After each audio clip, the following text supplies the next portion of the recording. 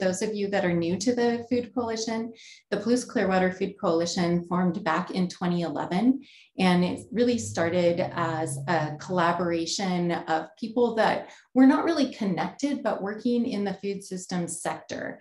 And we felt that supporting each other and looking for ways to work together was going to actually increase our impact here in the Palouse-Clearwater region of southeastern Washington and north central Idaho. So the goal of the coalition is to strengthen the health and vibrancy of the Palouse-Clearwater food system by increasing production, distribution, and consumption of locally grown food and agriculture products. And the way our community conversations that we've been doing this spring have come about is that they are outflows of the Food Summit, which is our Food Coalition's major annual event. So today we are very appreciative to have 3 guest speakers that are going to be talking about Moscow's commercial kitchens. Jim Logan will be talking about the Latah Community Kitchen that's located on the Latah County Fairgrounds at the Fair and Event Center. Nils Peterson will be talking about Peterson Cookhouse. The cookhouse is located kind of over where the NRS building is in that area off Travoy. And Jenny Kostrov will be talking about the 1912 Center's Kitchen, which is really right in the middle of the heart of Moscow. And then at the end, I do invite anyone who is aware of any other kitchens in the area when we're in our discussion to talk about other kitchens that might be available outside of Moscow proper.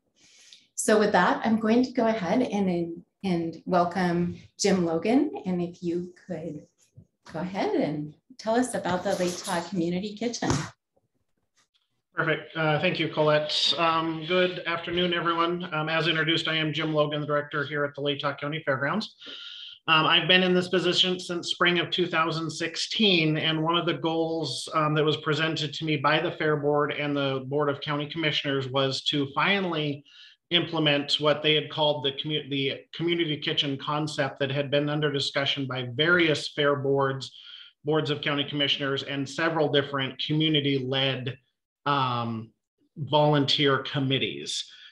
So in 2013, prior to my arrival, a large study was done by the Latah County Economic Development Office, the Clearwater Economic Development Office, Mannaheim Solutions, and Watson Regional Economic Network. And they produced a FERC study that said, if you build it, it will be used. And so that was the research that was done to feed what the needs were to the various groups that worked on it. And then several attempts were made to build a kitchen that ultimately proved unsuccessful. And so then in 2017, during my first full summer here, we identified the space, which would be in the old Grange food booth here at the fairgrounds, which had served as a food booth since that building was built in the late 50s, early 60s. Had been used by the Grange. They were the entity that actually built the building, which is why the building was called that. Then in later years, it was shared between Gritman Hospice and the Grange as a food booth during fair, and really was only used for that weekend every fall. So the kitchen side of the space was completely gutted. And then we, after bringing a consultant and drawing up plans, with a community kitchen organizer out of the Spokane and Coeur d'Alene area. And then we built the kitchen in fall of 18 and finished in 19, and then opened in March, I believe, of 2019. And I will switch to screen share and show you share.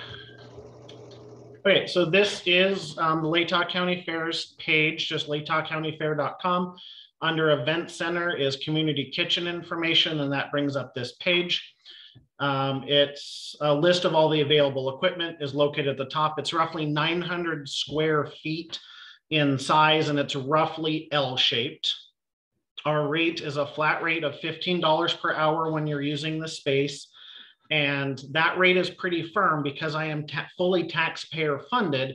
I can't really give discounts like a private company might be able to based on what cause the kitchen is being used for, because in the end, I'd have to justify that discount to the taxpayers of Latah County. So that rate is pretty firm. Where we can sometimes try to partner with our users is if they're actively not using the space but doing a long-term project, we might be able to have some storage on site, as long as their equipment or their product is not in the way of another user being able to come in. We can possibly do some cost sharing. So these are the pictures of the space. This is affectionately known as the hot wall. That is a 40-gallon steam jacketed kettle, 2 convection ovens stacked on top of each other, and then a 10-top range natural gas with 2 regular ovens underneath. This is the wet wall, a 3-basin sink and a dish sanitizer. Also to the right in this picture out of sight is an ice machine that is available for our users. This is the northwest corner where we currently have, and I'll show you another picture in a sec, some more of these storage racks. The unique thing about this kitchen, that's the same corner. This I just took the other day. Our kitchen is designed, everything's on wheels. So everything can be moved, even the range top can be moved very carefully, of course, for that one, to accommodate if you're doing personal use, if you're doing a class, if you're doing a show and like exercise, production line, or if you're in there as your own caterer with a party of 1, everything is movable. The racks, the tables, I've got several of these black carts to move product in and out of your vehicle right out front.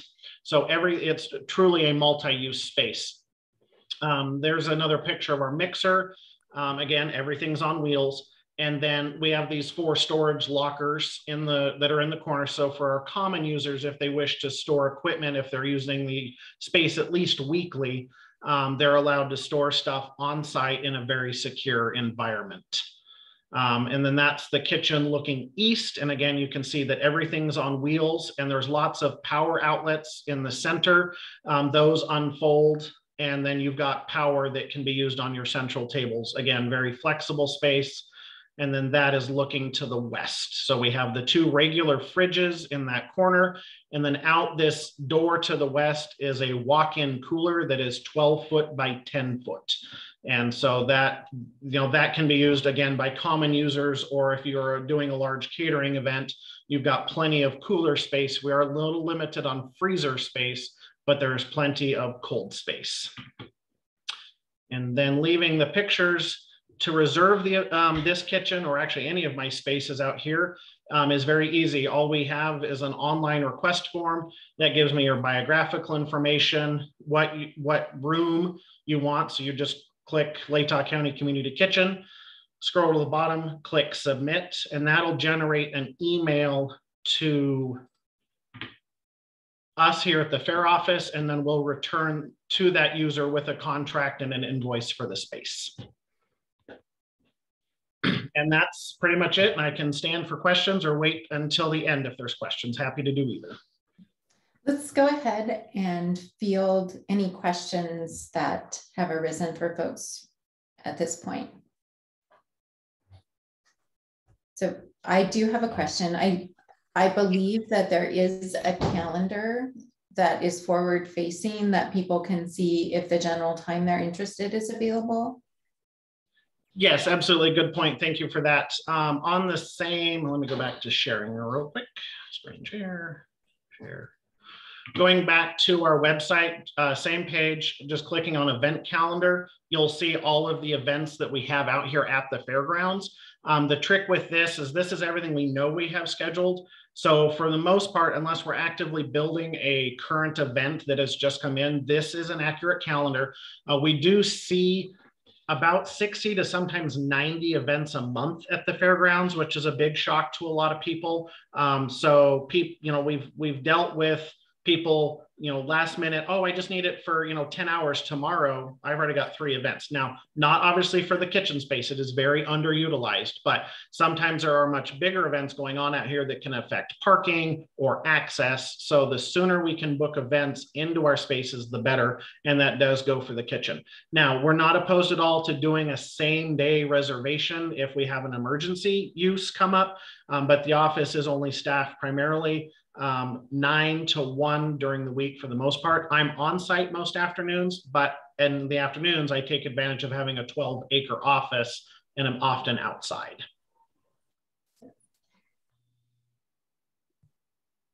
Any other questions? Jim, are you fully licensed? So in other words, can someone produce on your premises and then retail that maybe at the farmer's market or other places? We are. We've been fully certified by the local health office.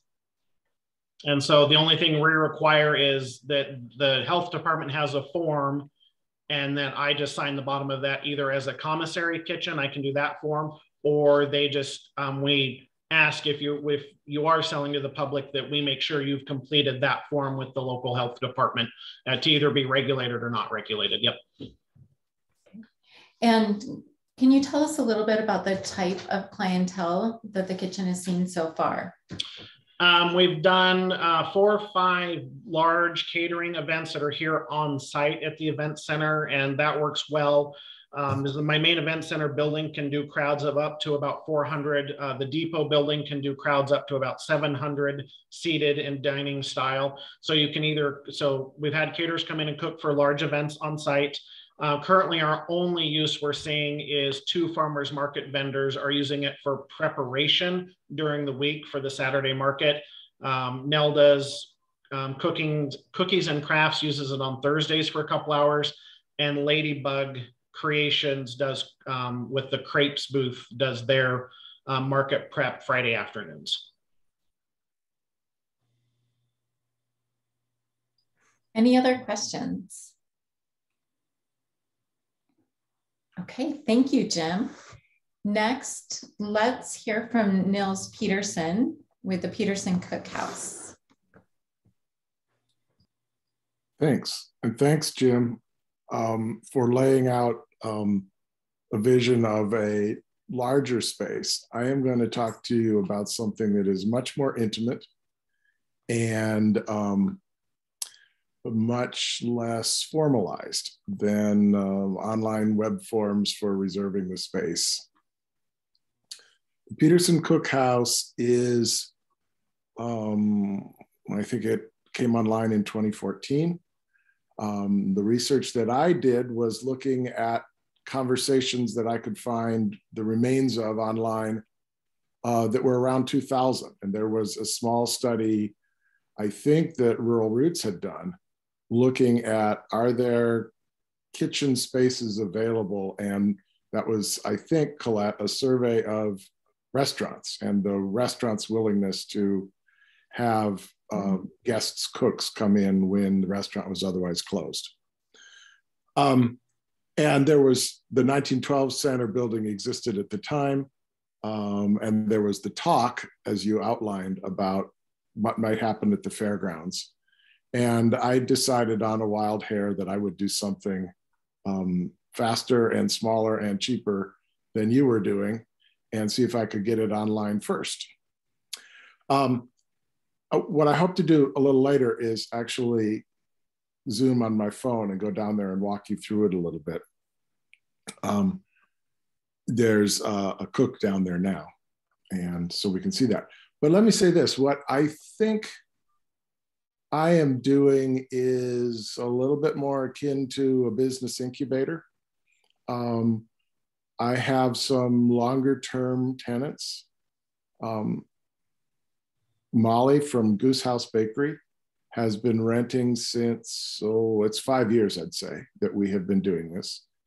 And now we'll meet Ian Pecoraro from Cellar Door Cooking. He is doing sort of a CSA, but for chef prepared meals.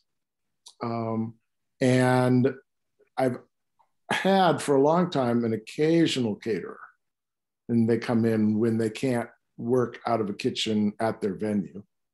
But now Stephanie Wilkes, who was at Bloom, and Bloom is closed, she seems to have settled in and decided that she's going to do as many projects as she can out of my kitchen. And then I have a woman who is wanting to make cupcakes for the farmer's market. And she's kind of an occasional visitor also, but it's Friday afternoons baking cupcakes. Thing I want to say, and this is, again, sort of everything is going to be a contrast with Jim, so you get a second picture. Jim has a fixed rate of $15 an hour, and nominally so do I. But in fact, I'm willing to figure out things and negotiate things. And this started with Molly when she bakes fabulous cakes and uses the cottage food rules to bake those at home and sell them direct. But she wanted to start to do some wholesaling, and you can find her product at One World, and I think at the Kenworthy, and it was for a while at a little art gallery in Genesee, but I don't think she's doing that now. Anyway, Molly came to me and she said, you know, I don't know how this is going to go. And what we do know is that at One World Cafe, during Christmas, business slows way down. So she was anticipating, you know, business will go down, but maybe not to zero, that they would still want to order, but maybe only a half order, or maybe only a third order. And that similarly during the summer months, business would change. And so she wanted to be able to reserve the space and know that she could come in and do her thing, but have some more flexible way of paying for it. Because if she simply said, I'm reserving the space, I'm paying $15 an hour. Oh, today I'm only making a small batch of scones. That won't even pay for the rent, let alone everything else. So what we invented in the course of a variety of conversations was a profit sharing model. It requires her to open her books up more to me. But what we agreed was that she's identified a cost of goods per scone, per, you know, each little item. And that is got both materials and labor, which she's valuing the labor at $10 an hour. And so she sells, so that cost of goods determines her wholesale price. She sells to the, it doesn't determine, it determines her wholesale cost. She sells to One World at her wholesale price. And she reports to me monthly the total sales and the cost of goods for creating those sales. And that gives a gross profit. And then we split that gross profit. And I had her pick the percentage of the split. And she is paying 65% of that gross profit to me. That has worked on my side. It seems to be working on her side because we continue doing it year after year. She renews her lease. And what it gets her is 4 a.m. to 9 a.m., Monday, Wednesday, Friday. She knows that's available. Whether she doesn't show up at 4 very often, I'm sure of that. And she's usually gone before 9, but it gives her the space to know that she can do what she needs to do. And it gives her the security from a fund standpoint that every month she can make rent because it's only a fraction of whatever the sales were. So I get lean months rent and I get some good months rent, like around graduation tends to be a really good month. At any rate, so then I extended that idea when White Pine Hummus came to me, and Shar Stevens wanted to make hummus and sell it at the co-op and farmers market. And she was equally unsure if she could make this work. And so we did a profit sharing model. And she picked, I think it was 35% of the gross profit that she paid me. And I was okay with that. I was getting something and she was getting what she thought was going to make it work for her little endeavor.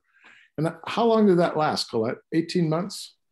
She went back to grad school, finally. And now we'll go, 18 months, 2 years. Yeah, something like that. Now we'll go, or a little bit, I'm hoping to take you down to see Ian Pecoraro. And Ian and I struck a similar deal. That is, it's a fraction of his gross that he's paying for rent.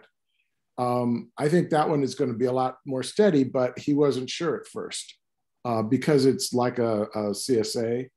It's a subscription model for his meals. And he was still building his subscriptions, but he needed to nail down a place and he needed to nail down a price so that he could start, even if he didn't have all of the customers he hoped to have.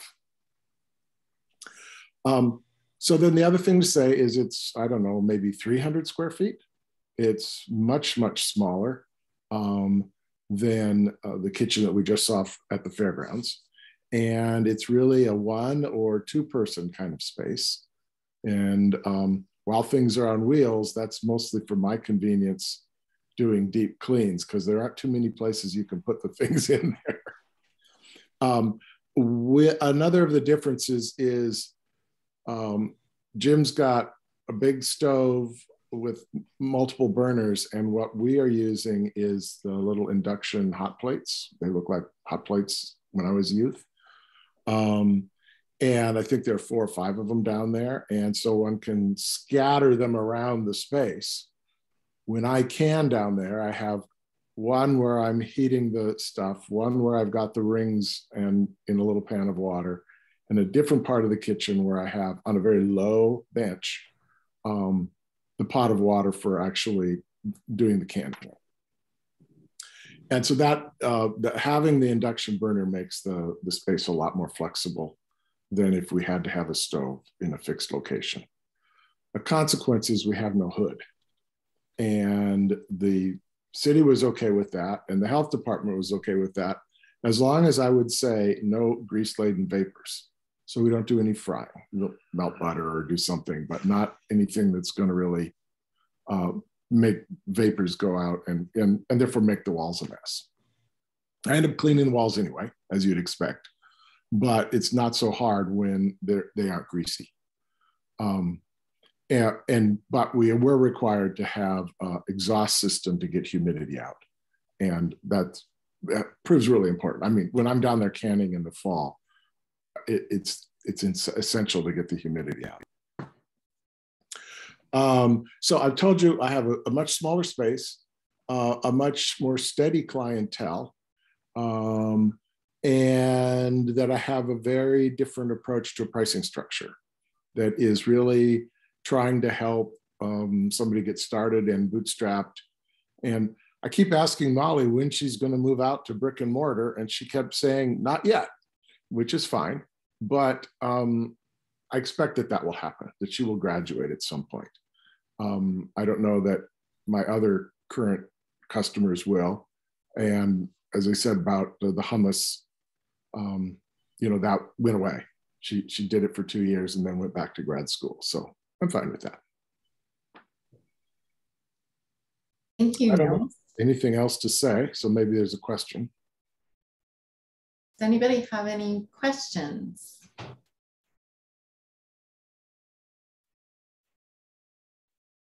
I have a question. If someone has a business idea or an enterprise that they're wanting to start, what's a good way to approach you about getting started? Like what kind of information do you like to have from them, or how could they like start that relationship? Probably the best is to send an email. I'll stick it in the chat. We also run let's see if I can type and talk. I really can't. We also run a guest house. People say it's an Airbnb. Airbnb is a marketing tool. We have used them. We're not currently using them. At any rate, and so that's the address for our commercial side as opposed to my personal address. It's the guest house and the kitchen. Awesome. And then we're going to figure it out. You're not going to just come in here, boom, and know what you're doing, because it's loosey-goosey compared to Jim. All right. Any other questions? Okay, great. We might have some more questions after we get to see the space, Nils. So okay. We are going to have our next speaker, Jenny Kostrov from the 1912 Center, and we will circle back around to Nils after he gets down to the kitchen with his iPhone. So welcome, Jenny. Thanks for being here. Hi, can you hear me? Yes. I don't know if I'm supposed to turn myself on. We definitely like you guys probably unmuted me. Perfect. So let's see. So the 1912 Center is an interesting, I think we sort of fit right in between the fairgrounds and the Peterson Cookhouse, quite honestly. We were more original to town as a commercial kitchen space, and it is something that was set up by the senior meal program that's called Friendly Neighbors Senior Citizens. They were running a meal site down at City Hall before the 1912 Center was renovated. And as a part of the renovations of the 1912 Center, it was understood that a commercial kitchen would be put in for the great room space downstairs. So it was the old gym, and they built out a kitchen and put that connect to the great room. And that space allowed the senior meal site to move up from City Hall to the city grow and change its department. So then the senior one, end of 2001, and that program is the main tenant organization for the commercial kitchen. So a good example, if someone was to get licensed on our commercial kitchen, they would work with Friendly Neighbors as their resource to actually do that licensing, because Friendly Neighbors is the licensed party on the commercial kitchen space. But that said, we still can rent the space individually separate from the great room. We rent it at $30 an hour. We don't do special cost sharing or anything like that, because the kitchen is something that is tied to the great room space. More often than not, it's not necessarily available for one-off use. Sorry, I shouldn't say one-off use. It can be very easily used for one-off uses, but for a regular user, it's very challenging to find a time on our calendar that works consistently, because we have a lot of events in the great room space. So we charge $30 an hour, mostly because we run through a lot of water and dish soap and gas for our stove and electricity to have that space open. And then there's, you know, extra cleaning surrounding individuals being in there, and in order to have a staff person present, which we require at the building. So if you were just using the kitchen and nothing else was going on in the building, you'd still have a staff person with you. They wouldn't necessarily be in the kitchen, but they would be on site. So that if there's something of concern, then they will be there to help, and also to offer stuff for cleanup and everything like that. But we do provide the janitorial supplies. We provide the trash bags and things like that that people can use. And we recycle folks' stuff surrounding their use of the space. But people do have to load everything in and out. We do have one catering refrigerator, and it's a smaller, but it's a catering fridge, and we have like a chest freezer space. So we don't have a huge amount of refrigerator space, and we don't have a huge amount of freezer space. And there's a big fridge in the kitchen, and everyone goes, "Oh, is this fridge available to us?" It's like, no, that's the Friendly Neighbors Senior Meal Site Program's fridge. So that gets to be used for their purposes. So the kitchen is very much a tenant space of Friendly Neighbors Monday through Thursday. They are in the kitchen from the morning all the way until 2 o'clock usually.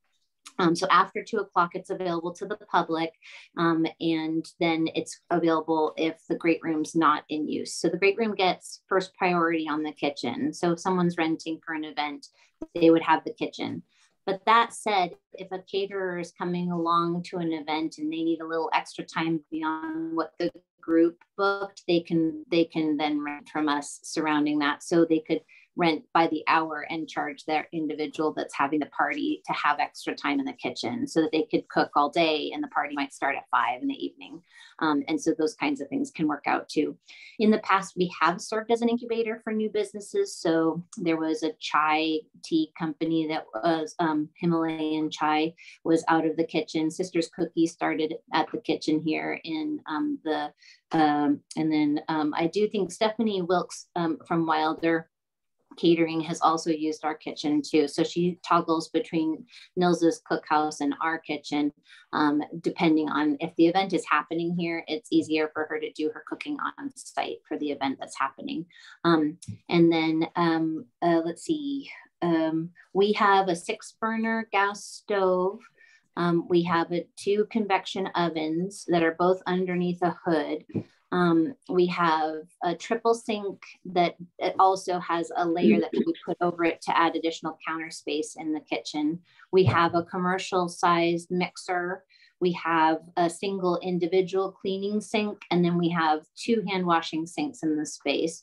We have a steam table that can be used in the space, as well as a dish pit that has a dish machine, the 2-minute dish cycle, and has all of the needed stuff for that. And we have dishes here on site too. So if someone was doing something that like they wanted to do a tasting of their food and have friends gather, then they could rent the great room and do that kind of thing and put them together.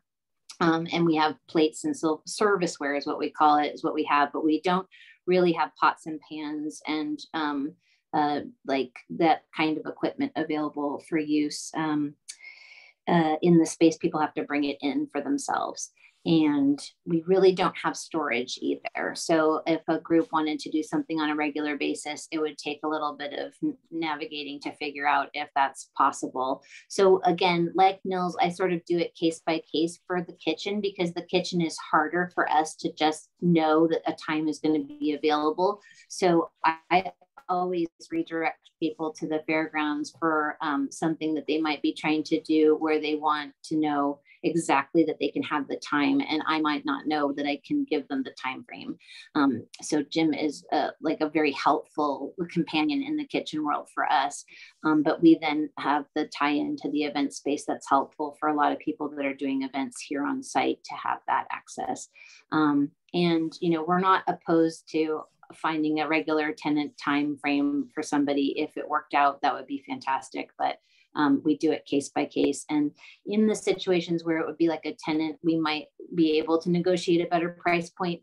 But again, it's so hard to find those times that I think it's not a straightforward program for the kitchen as it currently stands. What I will say is that the future of the 1912 Center, we will be putting a larger teaching kitchen on the top floor of the facility when we renovate the 3rd floor. And that space, our plan is to create a culinary arts program that services our region so that students in the high school age can participate in a program that would get them credit, whether they're homeschooled, private schooled, public schooled, that they could get credit for that. And so I'm starting the conversations now for that space so that we can make sure that we build it correctly, and that we really think hard about how it should serve the facility as well as the community. And so that's in the works. It's something that we're building as we raise funds, because I think it's going to be a $3 million project on our 3rd floor, and who knows when we'll get that all raised to be able to start the construction. But that will be something that's coming at the facility here on the 3rd floor, and that will be elevator accessible, and it will be able to then also serve as a catering kitchen for the large event space on our 3rd floor too.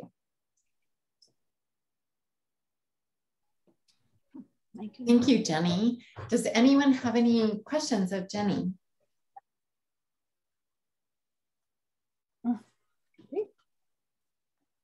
I appreciate how, Jenny, you talked about the 1912 Center kitchen kind of being halfway in between what the Peterson Cookhouse is doing and the Leta Community Kitchen. And I think that we are actually pretty blessed to be a small community that has this many kitchen spaces available with the different equipment. In your case, to have that event space is really powerful.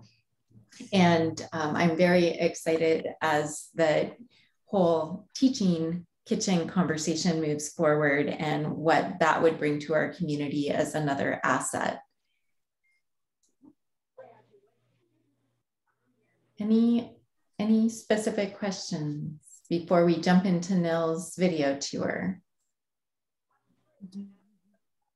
Okay, thank you again. I think Candace has a question. Oh, sorry, Candace. I should have raised my hand in the reactions box, but for all three of the speakers, it sounds like there is no, right now, there's no bread oven available in the area. Would anyone, is that something that anyone might be thinking about adding? I'm just putting out there, so, okay, thank you. Klaus, your hand is up. Yeah, I'm just adding a few links into the chat here. I mean, when you think that the US is spending, I think it's close to $80 billion a year on nutritional assistance, and most of that money does not go to local sourcing. So in the process of negotiating the 2023 Farm Bill, we would love to figure out how to change the regulatory frame so that you can support a cottage industry. You know, I mean, and these for rent kitchens would be perfectly situated because they are licensed, and you can retail, and they are locally operated and they're sourced local. But in particular, focusing on the low-income sector of the economy, you know, focusing on people who need SNAP and other nutritional assistance programs to have a meal. So we think there is just an enormous business opportunity that could be opened up, but we need some feedback on what is it in the regulation that prevents you from doing this, you know? So that would be enormously helpful to dig in and understand. Thank you, Klaus. We also have a comment in the chat from Jim. He says if there was enough demand, they may add equipment into the Latah community kitchen space if space is available and demand is proven. And then I also see that in addition to the links that Klaus put in earlier on in the chat, Nils had put a link to Ian's promo video where you can see his use of the kitchen in the background. So let's go ahead and move into having Nils share his screen. I can see in the small window that we can see you, Nils. I think when, there we go. Now there we go. You in the full screen. Okay. So if you can tolerate my jittery hands, this is just my phone. But it'll give you an idea of, we missed Ian. He's cleaned up and gone, but that's all right. Just an idea. The space has got a less of an industrial feel than the pictures that we saw of the fairgrounds. It's an induction oven, but it's not really truly a bread oven. And then a 2-basin sink and over here. The space is the final frontier, and everybody wants to store all kinds of stuff. Molly, being my long-term tenant, has got a big set of storage there. But it's like, no, nobody can store anything anymore. We're sort of get to the maximum of what we can keep here. So that's a problem that I don't know how to address, because nobody really wants to pay for storage, but it's going to cost money to have storage space. Anyway, so this gives you an idea. I built the kitchen because it's what I wanted to be able to work in. There you see the barn, their guest house out the back. So thanks for giving me a chance just to share a little image, give you an idea of what it looks like in here. Yeah, thank you. So I did have the opportunity to cater a private event, a couple of them actually, at the cookhouse that were friend, family, anniversary party and a wedding, using that kitchen, which actually worked really well for something that was local and on site. But I really appreciate what you said, Nils, about your kitchen being really a 1 or 2 person kitchen, which I think is one of the assets that some of the other kitchens have if you're looking for more people. Though the other thing I think about even all of these kitchens, some things that we're not seeing happen in our community, but there's potential to have happen, would be like friend canning parties. And, you know, during the season, are there ways that we can utilize these kitchens for like food preservation? Or when Bo introduced himself before some of you came on, he was talking about backyard harvest and the gleaning, and what are the opportunities to do more food preservation and thinking about these space in those ways. And then how would we tell those stories? So those are some of the questions that are kind of coming into my mind, that we have commercial use, but there's individual and community uses that could be different than income generating uses. Jenny. You're muted, Jenny, I'm sorry.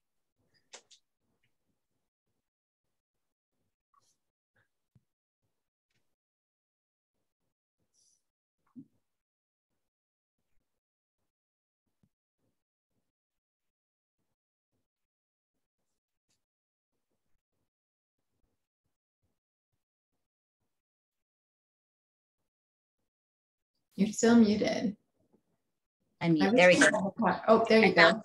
I found the button. Well, so I'm trying to do this on my phone. I have an old dinosaur of a computer. This is a nonprofit story, right? I have an old dinosaur of a computer, so it can't do Zoom for me for some reason. And so I have to use my phone. And then it's like, how do you make your phone not cooperate? Anyhow, I wanted to say that one of the things that our plan is for the third floor culinary arts program space is actually to set up the equivalent of stations that individuals can then, you know, do a canning party at, where one person's working a certain thing and another person's another thing. And one of the things that we've looked at, and we say this to people and then they go, yeah, is the Great British Baking Show, how those stations have the induction burner, they have a sink, they have a little oven, and they have a good work surface. And we think like that kind of space design might work really well to help people have both class productivity, but also then be able to encourage community members to do exactly that. Like come together, everyone cooks a different part of the dinner, and everyone then sits in the room next door. That's really like added on to the kitchen cost at like next to nothing, so that people are encouraged to sit and eat together afterwards. So everyone's making a dish and they come together and they get to eat it, or that they all can something and then get to have the spoils of that shared amongst the group. Or, you know, before Christmas, making something like a jelly or a jam or something, that a marmalade that they end up, you know, giving as a present or something like that. But I love the idea of, or we have a community Christmas cookie party. I always think of like baking a bunch of different kinds of cookies. And if you have stations where everyone can do their own, that it could be a lot of fun. So I agree with you, Colette, that I think those kinds of uses are definitely something that I would love to see our community start to play with food more and enjoy what's possible when you work together as a community in the kitchen. I wonder in those scenarios how the money works. Either whether people will be actually willing to pay the kinds of prices to rent the space to have their fun in, or whether there's a way that the price can be somehow made more flexible, smaller, I don't know. But I've never had anybody decide they wanted to can in my kitchen. I can there, but not had others decide they want to pay to come in and do it. I'll chime in on that. We have had every year, there's one family that uses our space out here at the fairgrounds to do a gigantic cookie making party. And I think there might be adult beverages involved, but I don't attend myself, so I'm not sure on that. But I know the family has a really good time, and each table's a different type of cookie. And then they use all 4 ovens at the same time and produce a massive amount of cookies as a family event. And so because everything up there is on wheels, that is very easy to do. And you could probably, in a cooking class style situation, could probably have an audience of 30 to 40. So it just, it totally flexible on what your goal is. To Nell's point about cost, yeah, I mean, that cost still has to be paid because they're definitely using they're inside the space and using a lot of heat or water and, you know, all the things and using the equipment. So yeah, you know, as much fun as they're having, the bill still needs to be paid for us at least. Bo, has this conversation like generated maybe some ideas that you might think about in terms of like food security and preservation? Yeah, I didn't know there were so many community kitchens available to use. Yeah, I think for us, it's just a matter of finding, well, one, people that know how to can, because I don't know how to can things, and could teach others, and, you know, probably use our produce that we would donate. So yeah, if anyone knows people that are interested in possibly like teaching canning or doing something along those lines, reach out to me. I can put my email in the chat as well. Okay, great. So that is something that University of Idaho Extension could potentially partner on. We have a family consumer science educator that's up in Boundary County, Amy Robertson, and she has come down and taught classes before. So if that's something that could be scheduled in advance, we could coordinate with Amy for her to come down and actually do that teaching class. You know, someone like me, I can. It's not my professional teaching area on how to can. I think there's a lot of us that might be home canners, but I am happy to help coordinate to have Amy be an instructor and maybe do a little train the trainer, which could maybe build more capacity for those of us who do work with our community to then be able to provide more support for canning. Also, there is an online class that University of Idaho Extension offers. It's called Preserve at Home. And it is a really great class that goes through a lot of different methods of preserving. So not just canning, but looking at drying, helps you really understand when to use a water bath, when to use a pressure cooker, a lot around food safety, very, very comprehensive. And so that resource is out there for volunteers or folks from the community that want to help facilitate programs.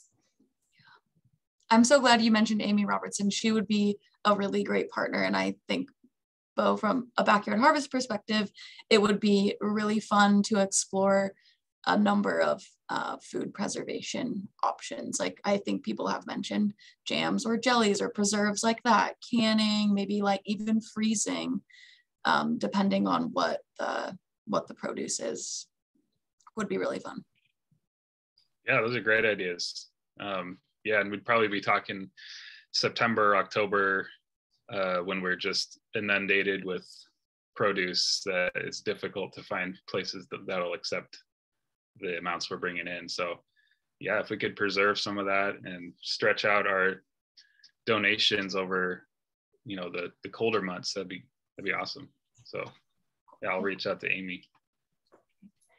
We can connect too. We're happy to facilitate, I think, that conversation and that exploring those ideas and options for classes and things.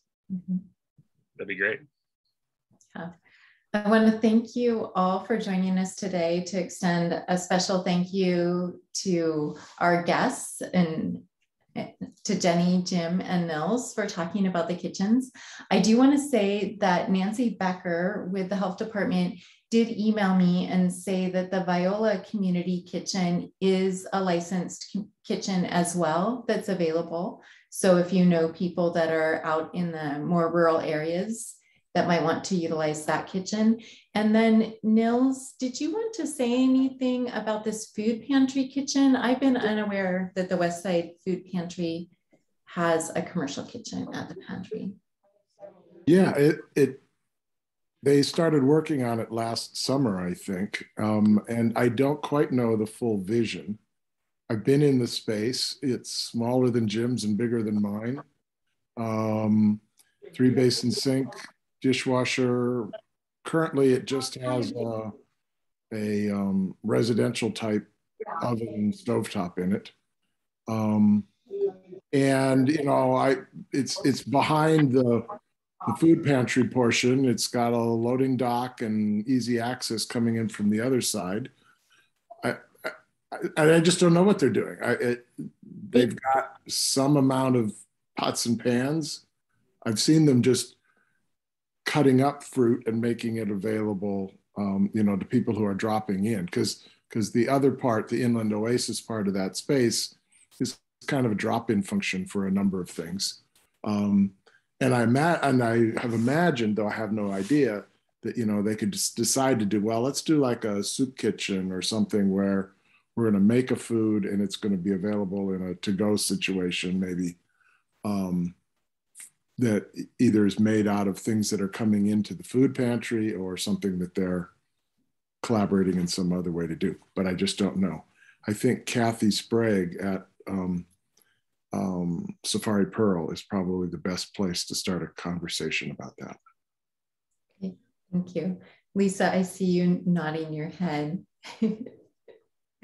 Hi, I'm Lisa with the Idaho Food Bank. I am the nutrition and partner specialist here down in Lewiston. And yes, so I have been working with Kathy Sprague and Mary. Mary is kind of the one that's heading it up for Kathy because she is with the Safari Pearl as well. And as the gentleman before me, sorry, I didn't catch your name. He's 100% correct. They have been talking about opening it up as like a food kitchen, or, you know, just having it available for more of like an eating site or an open feeding site for people. Definitely reach out to Kathy because I'm not exactly sure, again, where they're at with that. But I know that was their original intent, but I know that the pantry's been going like crazy. They're doing fantastic there. And then just a little plug for Idaho Food Bank here in Lewiston. We also have a kitchen. It is a teaching kitchen. We don't have anything as fancy as some of the other ones that I've seen today, just basic 2 ovens, you know. We don't even have, well, we do have a little dishwasher, but nothing fantastic. But yeah, we do our Cooking Matters classes out of it as well. So we're excited to start those back up. But those are also, the kitchen is also open for anybody to rent out if they want to do any classes down here in Lewiston. Great. So thanks for doing this. This is fantastic information. Yeah, thank you. Jenny, did you have something that you wanted to add? Yes, I don't, am I muted? Hold on. I'm not muted. Okay, gosh, I'm so sorry. So with regard to the Westside Food Bank, I do know that they've been using food that was getting old and needing to be cooked and turned into something so that it wouldn't expire or be wasted. So I know that Patty Brem, who used to be kitchen counter, was working with them to do some of that kind of cooking. And I also know that they would totally be open to a free canning type of situation at that location, so that people could save produce that comes in from backyard harvest. So if you're trying to partner, that would be the best combination in terms of not having the cost of the kitchen, because it would serve the pantry if they were able to get like gleaned items to work to can them. But having a class that happens there would be right on the money for them in terms of what they're trying to do with their food services. Great. Yeah, these are all great ideas. Excellent. Well, thank you again for joining us. This presentation and conversation has been recorded. We will let everyone know when it is available on the Palouse-Clearwater Food Coalition's YouTube channel, and we'll be sharing it through our regional newsletter. And we hope to see you next month when we're talking about our next food summit in 2023. And we would also like at that time for people to share kind of summer updates for programming. And then we'll take a break from our monthly meetings in July and August and come back together in September. So thank you again for joining us today, and many thanks to our speakers and for all of the energy in our community that has created these commercial kitchens. Commercial kitchens are an asset that many communities would really like to have, and we are blessed to have so many. So anything that we can do to help promote the kitchens, we, Mackenzie and I in the Community Food Systems Program and the Palouse-Clearwater Food Coalition would like to do that. So anytime you have something that you want to share through social media or through our e-newsletter that goes out every month, please let us know. We are happy to feature any programs you have, as well as remind people that the kitchens are here for use and how to reserve them or initiate a conversation. So thank you again and have a really great day, everyone.